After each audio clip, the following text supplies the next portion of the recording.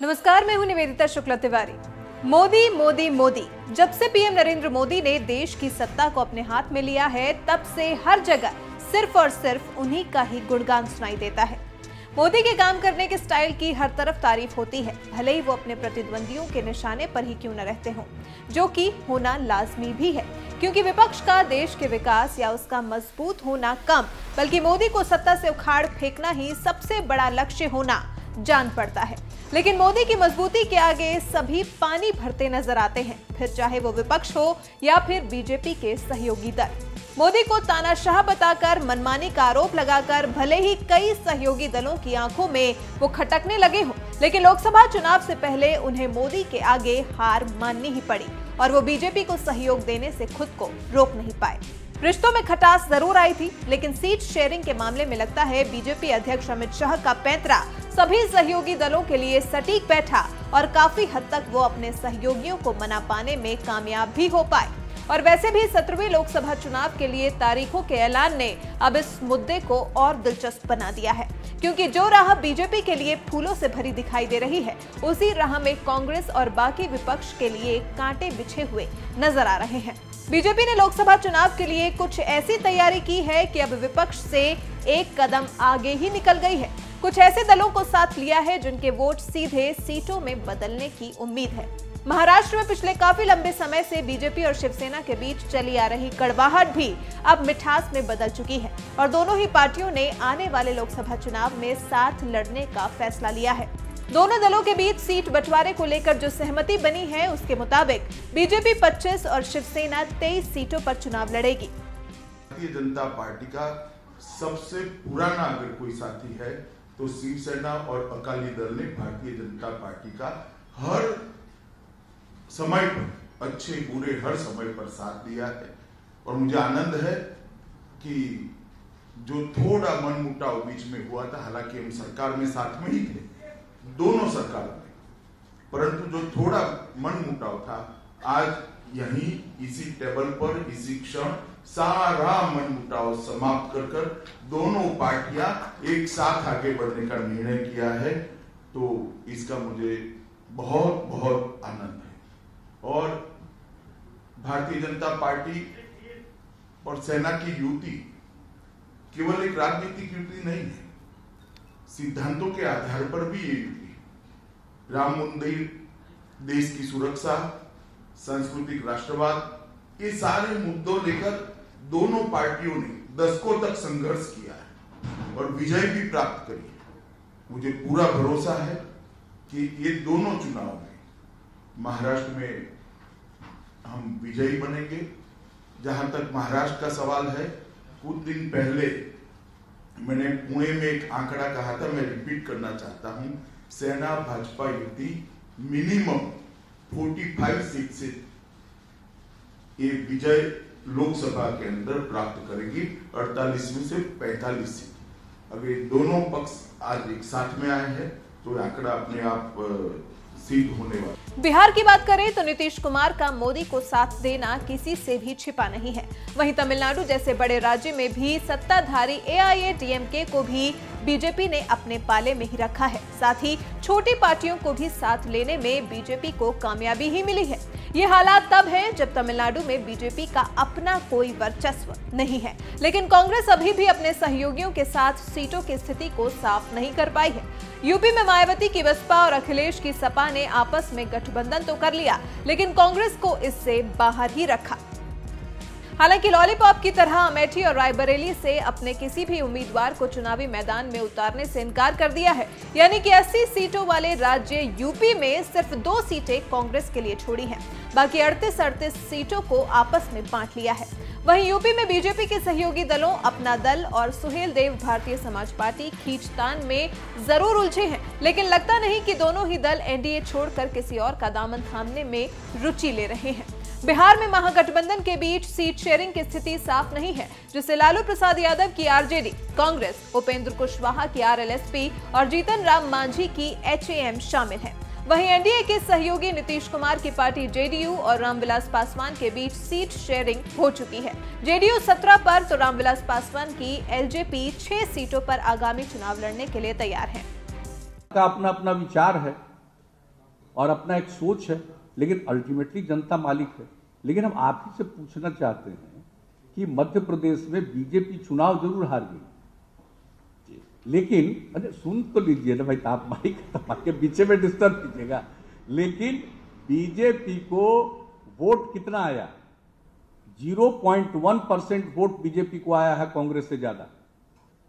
Rajasthan BJP हार गई, लेकिन बीजेपी को वोट कितना आया है? 0.4%, कांग्रेस से कम आया।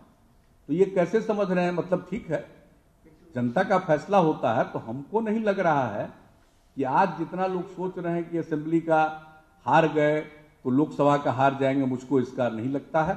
और मुझको पूरा यकीन है, हम भी कुछ जो समझते हैं और देखते हैं उसके हिसाब से हमको लगता है कि सचमुच 2019 के चुनाव के बाद फिर से नरेंद्र मोदी जी ही प्रधानमंत्री बने।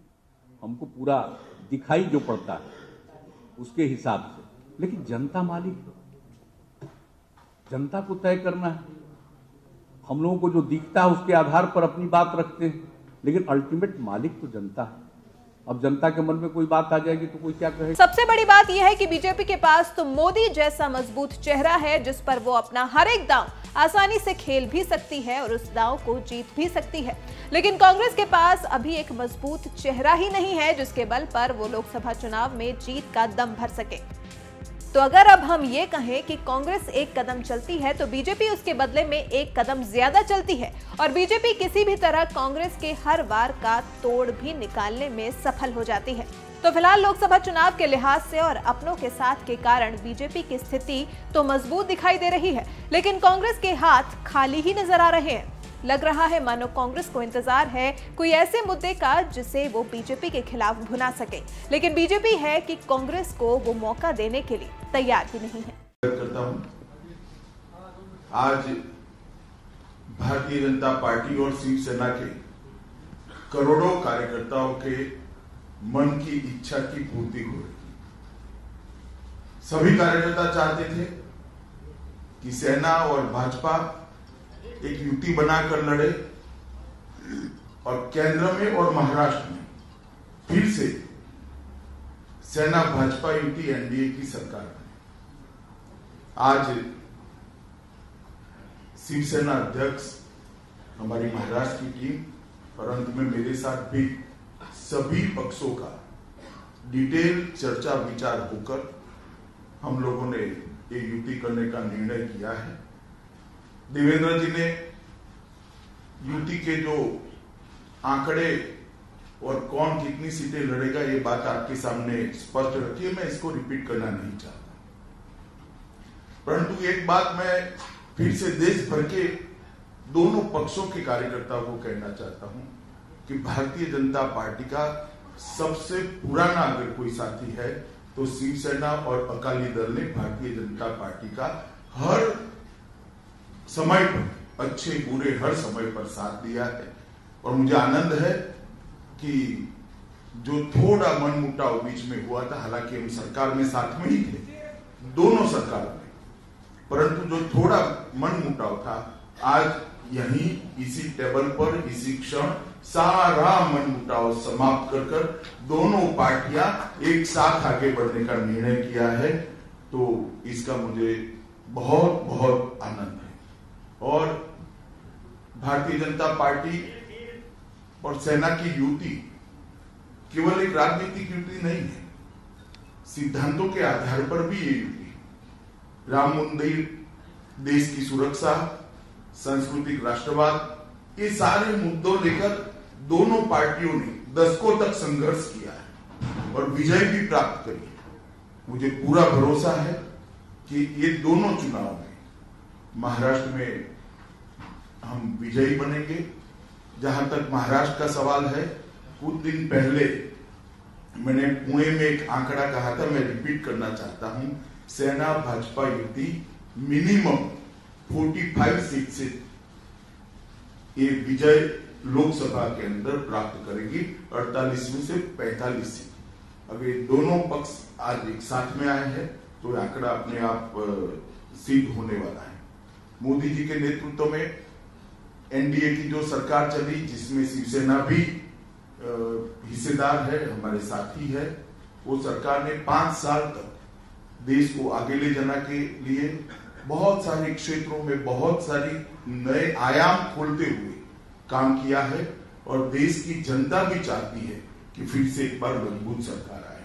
उसी तरह से देवेंद्र फडणवीस के नेतृत्व में भाजपा सेना की जो यहाँ पर सरकार चली, उसने भी सबसे बड़ा काम किया है कि भ्रष्टाचार को महाराष्ट्र में से उखाड़कर फेंकने का काम किया है और बहुत अच्छे तरीके से, चाहे जल संचय का काम हो, कृषक कल्याण का काम हो, इंफ्रास्ट्रक्चर का डेवलपमेंट का काम हो, मुंबई के इंफ्रास्ट्रक्चर के डेवलपमेंट का काम हो, ये सारे काम दोनों पक्ष के नेताओं ने साथ में मिलकर अच्छे तरीके से करे हैं। मुझे पूरा भरोसा है कि आने वाले दोनों चुनाव, लोकसभा और विधानसभा, ये दोनों पार्टी के कार्यकर्ता कंधे से कंधा मिलाकर लड़ेंगे, जीतेंगे और लंबे समय तक दिल से युति को संभाल कर आगे बढ़ेंगे। मित्रों, मोदी जी के नेतृत्व में एनडीए और मजबूत होकर आने वाले चुनाव में उभरेगा, ऐसा हम सबको विश्वास है। मैं सेना प्रमुख उद्धव जी को भी बहुत बहुत साधुवाद देना चाहता हूं, अभिनंदन देना चाहता हूं। इन्होंने जो मनमुटाव था वो समाप्त करने में बड़े हृदय के साथ काम किया है और भारतीय जनता पार्टी के प्रदेश यूनिट ने भी, हमारे अध्यक्ष जी और मुख्यमंत्री ने भी इसको बड़ी धैर्य के साथ इस गुत्थी को सुलझाकर आज इस जगह पर हम पहुंचे हैं। आने वाले दोनों चुनाव दोनों पार्टियों के कार्यकर्ता बूथ स्तर पर एक साथ मिलकर लड़ेंगे तो निश्चित ही हमारा विजय का रास्ता प्रशस्त होता है। आज मैं अटल जी और बाला साहब दोनों का मूर्ति यहाँ पर है, फोटो यहाँ पर है, दोनों की स्मृति को श्रद्धांजलि अर्पित करते हुए मेरी बात को समाप्त करता हूं और आशा करता हूं कि आने वाले लोकसभा में मोदी जी के नेतृत्व में एक मजबूत सरकार जो देश को बहुत आगे ले जाए, ऐसी सरकार हम बनाने में सफल होंगे और विजय भी होगा।